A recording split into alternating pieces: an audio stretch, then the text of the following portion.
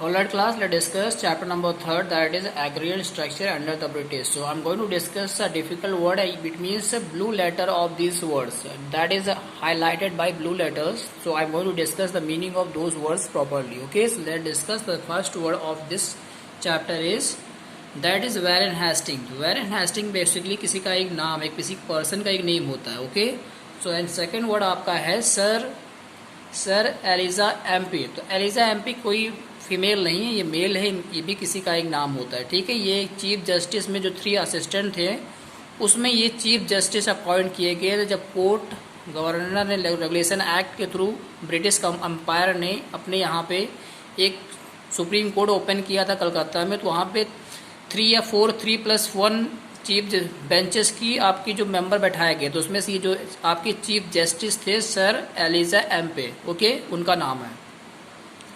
Next है Pitt's India act 1784. ये एक तरह से कानून था. उसमें ये है आपका word board of control. Means कुछ ग्रुप था पर्सन का जो कि अपना वर्क कंट्रोल करते, तो उनको नाम पड़ा था board of control. Okay, act of 1786 ये भी कानून है. चार्टर एक्ट ऑफ 1833, इससे बेसिकली आपको कानून के नाम आएंगे, ये सब लॉस होते हैं. तो चार्टर मतलब एक तरह से रेगुलेशन होता है, उसमें क्या दिया गया है उसके अकॉर्डिंग, क्योंकि एक चार्टर नहीं कई चार्टर आए थे, उसका नाम ईयर के अकॉर्डिंग पड़ा है 1833. इस तरह से आपको कई चार्टर मिलेंगे. Okay, in this page charter act 1883, charter act 1853. So these are the laws that is made by the British. Okay, so in this paragraph that is district. I hope district आपको clear होगा. District मतलब किसी भी राज्य में एक जो छोटा स्टेट से छोटा होता है उसको डिस्ट्रिक्ट बोलते हैं. तो डिस्ट्रिक्ट, प्रोविंसेस, प्रेसिडेंसीज मतलब जहाँ पे लोग रहते हैं, इंपॉर्टेंट प्लेसेस जहाँ पे लोग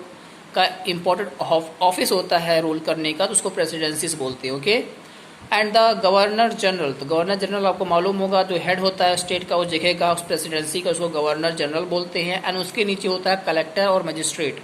कलेक्टर और मजिस्ट्रेट आप लोगों ने ऑलरेडी फैमिलियर होंगे, जैसे कि आपके स्टेट में डिस्ट्रिक्ट में डीएम होते हैं, उनको बोलते थे उस समय कलेक्टर और डिस्ट्रिक्ट मजिस्ट्रेट.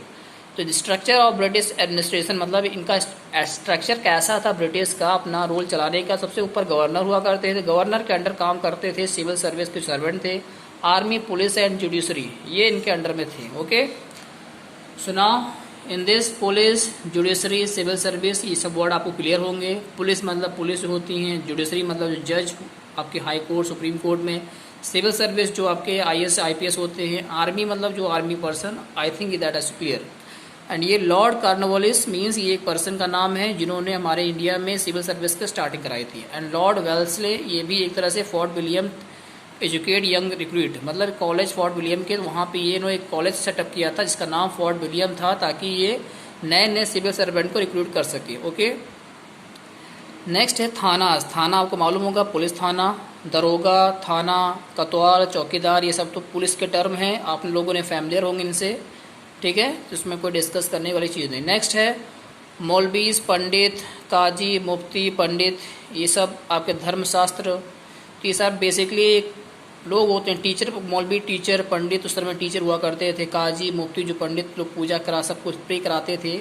एंड धर्मशास्त्र मतलब स्कूल में डिफरेंट स्कूल होते थे, तो उसको बेसिकली डिवाइड किया गया था डिफरेंट स्कूल के नेम पे, उसको बोलते हैं धर्मशास्त्र. And Pandit you already familiar with this word.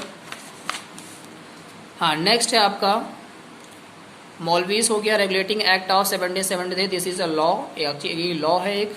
Cornwallis code, ये भी इनका नाम है, उनके नाम पे कोड बनाया गया था. Indian panel code IPC mean जब भी कोई सजा किसी को मिलती है कानून के अकॉर्डिंग, तो IPC के जो आपके जो सेक्शन है उसके अकॉर्डिंग दिया जाता है. इनको बोलते हैं IPC Indian penal code. Okay, Stringer Lawrence ये भी किसी का नाम है, नेम्ड स्ट्रेंजर लॉरेंस मतलब एक एक्सपीरियंस कंपनी के फोर्स में command of experience British officer name था जिसका नाम था स्ट्रेंजर लॉरेंस. ओके, उनका नाम है ये.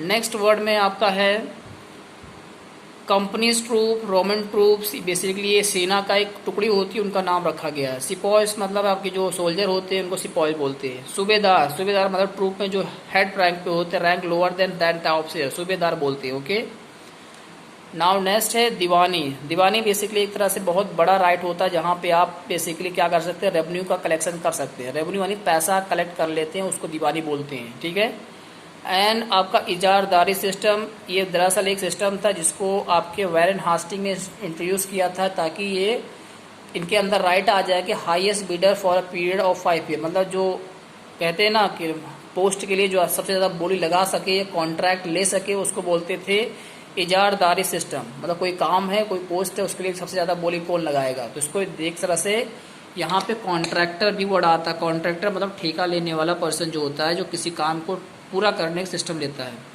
तो इजारदार were not interested making improvement in land and land auction particularly, basically उन्हीं की बात कर रहे हैं जो कि ऑक्शन कराते हैं।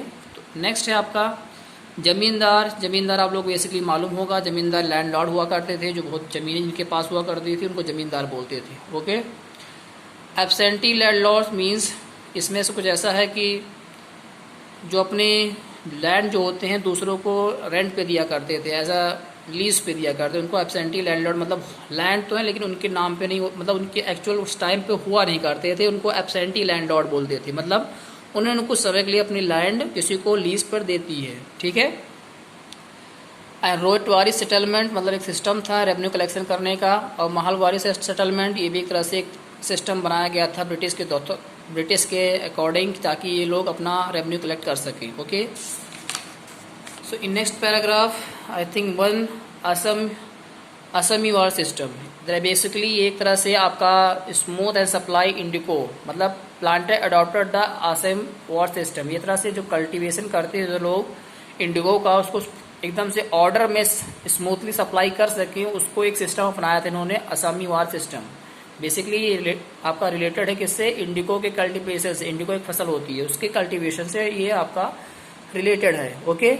So we had covered all the blue letter and highlighted word of this chapter. So I hope you got it. आपको क्लियर हो चुका होगा। बट अगर still you don't get it, आप वीडियो को रिपीट में देखना, you going to get all the word clear. Okay.